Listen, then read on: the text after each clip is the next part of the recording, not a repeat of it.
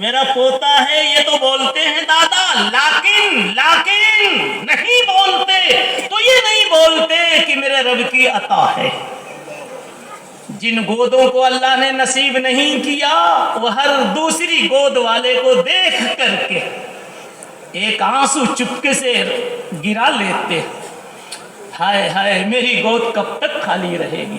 اسی مجمع میں کتنے بیٹھے ہوں گے جن کی شادیوں کے 20 سال ہو گئے جی، جب وہ کسی کی گود میں دیکھتے ہیں اور کسی کو یوں دیکھتے ہیں کہ آج وہ عالم دین بن رہے ہیں، حافظ قرآن بن رہے ہیں، بہترین تجوید سنا رہے ہیں، تو کہیں کسی گوشے میں سر نیچے کر کے رب کریم سے کچھ آہ آہ کر لیتے ہیں۔ میں نے ایک مدرسے میں دیکھا، رأیت بعینی یہاتین، دیکھا کہ ان کے حافظ صاحب تھے، ان کے کئی بچے حافظ اس دن بنے تھے، ان کی خوشی کا دن تھا، لیکن وہ ایک جگہ بہت دھاڑے مار کر کے کھمبا پکڑ کر رو رہے تھے۔ میں نے کہا کیا ہے؟ کہنے لگے میرے پاس اولاد نہیں ہے، لڑکا نہیں ہے کوئی، ورنہ آج شاید وہ بھی یہاں حفاظ میں موجود ہوتا۔ اس پر میں نے کہا اللہ اگر توفیق نہ دے، اب آپ بھی تو مانیں گے نا، مولوی تو بغیر دلیل کے مانتا نہیں، اللہ اگر توفیق نہ دے انسان کے بس کا کام نہیں۔ پیغام محبت، فیضان محبت عام تو ہے، عرفان محبت عام نہیں۔ فیضان کہتے ہیں روٹی کو، یہ تو عام ہے، اللہ ہر ایک کو کھلا دیتے ہیں، چاہے کلمے والا ہو یا بے کلمے والا ہو، لیکن روٹی کھانے کے بعد الحمدللہ کہنے کی توفیق سب کو نصیب نہیں ہوتی۔ فیضان روٹی کو کہتے ہیں، روٹی کے بعد الحمدللہ کہہ لیں، اس کو عرفان کہتے ہیں۔ ایک بزرگ ہے مولانا محمد احمد صاحب پرتاپ گڈی رحمۃ اللہ علیہ، اللہ ان کو جنت الفردوس نصیب فرمائے، ان کے اشعار میں ہے یہ۔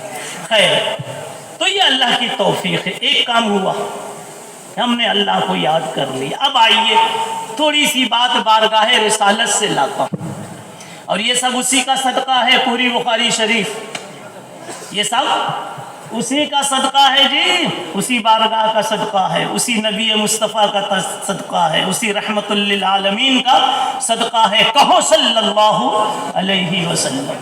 کیا ہے یہ؟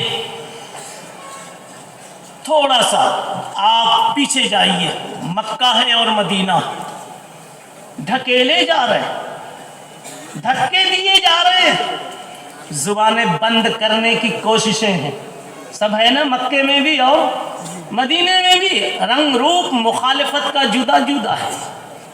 ایک دن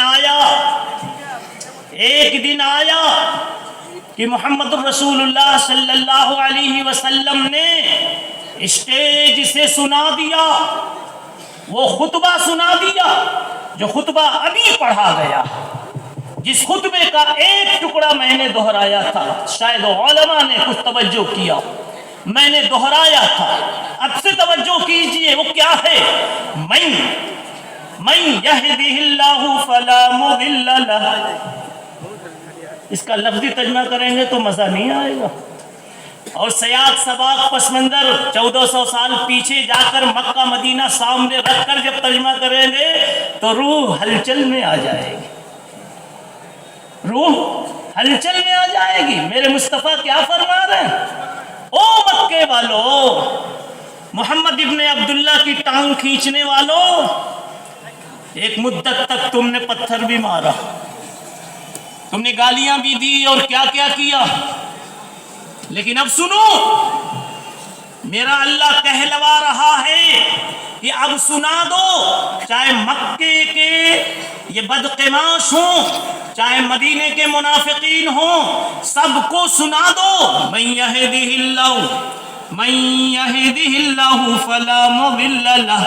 اللہ نے، یہدی کا ترجمہ یہاں ہے نبوت کے، مطلب یہ ہے کہ اللہ نے ہدایت نہیں، میرے نبی کو تو ہدایت پہلے سے ماں کے پیٹ سے ہدایت ہے۔ پھر کیا کہنا چاہتے ہیں اللہ تعالیٰ؟ اللہ کے نبی سنا رہے ہیں کہ اللہ مجھ سے کہلوا رہا ہے کہ جس شخص کو یعنی محمد کو اللہ نے جب ایک مرتبہ تاج نبوت پہنا دیا، ایک مرتبہ تاج نبوت پہنا دیا، فلا مضل لہ، اب کوئی اس تاج کو اتار نہیں سکتا۔ اور جس نے دوسرا ترجمہ کیجئے، من یہدہ اللہ فلا مضل لہ، جس رب نے ایک مرتبہ اس یتیم عبداللہ محمد الرسول اللہ کو رسالت کی کرسی پر بٹھا دیا، اب دنیا کی بڑی سے بڑی طاقت اس کرسی سے اتار نہیں سکتی۔ اور اس میں آگے چل کر کے آئے، جلدی جلدی چلیے، جانتے ہیں اتار نہیں سکتی کا مطلب؟ میں تو چلا جاؤں گا۔ کیا بات ہے؟ میں تو بھائی پیچھے والوں بھی ذرا اس آئینے سے سوچنا کہ کاش ہم بھی بڈھے ہونے سے پہلے پگڑیوں کے قابل ہو گئے ہوتے، نانا بننے سے پہلے ان بے شادی شدہ جوانوں کی طرح ہم بھی رہے ہوتے تو کبھی ہم پر بھی حدیث کی پگڑی لپیٹی جاتی۔ یہ سوچنا چاہیے۔ آئیے، میں کیا کہہ رہا تھا؟ محمد الرسول اللہ صلی اللہ علیہ وسلم نے کہا میں تو اپنے جسم کے ساتھ تو چلا جاؤں گا،